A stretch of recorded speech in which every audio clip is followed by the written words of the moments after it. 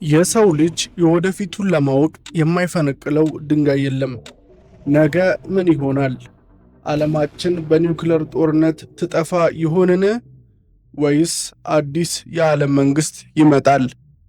እነዚህን ጥያቄዎች መጠየቅ የጀመርነው ዛሬ አይደለም። ከ2600 ዓመታት በፊት በባቢሎን ምድር አንድ ሰው የዓለምን ታሪክ ከእሱ ዘመን ጀምሮ እስከ ዓለም ፍጻሜ ድረስ በግልጽ ተመለከተ።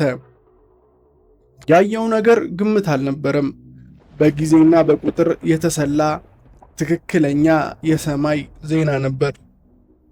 ይህንንም ያየው ነቢዩ ዳንኤል ነበር።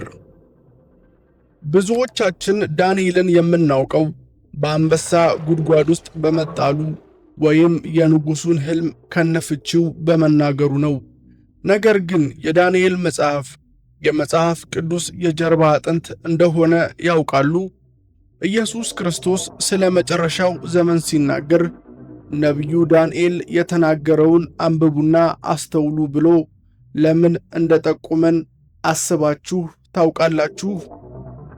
በዚህ ቪዲዮ ውስጥ ባቢሎን፣ ፋርስ፣ ግሪክ እና ሮም እንዴት በትንቢት ተነገሩ? የሰባዎቹ ሱባኤዎች ሂሳብ፣ ኢየሱስ ወደ ኢየሩሳሌም የገባበትን ቀን ዳንኤል እንዴት በትክክል ተነበየ? የጠፋው ሱባኤ፣ አሁን ያለንበት ዘመን በዳንኤል ትንቢት የት ላይ ነው? ከራእይ መጽሐፍ ጋር ያለው ቁርኝነት፣ አውሬው ሐሰተኛው ነቢይ እና የዓለም መጨረሻ። በዚህ ቪዲዮ ውስጥ የምናያቸው ዋናና ወሳኝ ነጥቦች ናቸው። አብራችሁን ቆዩ።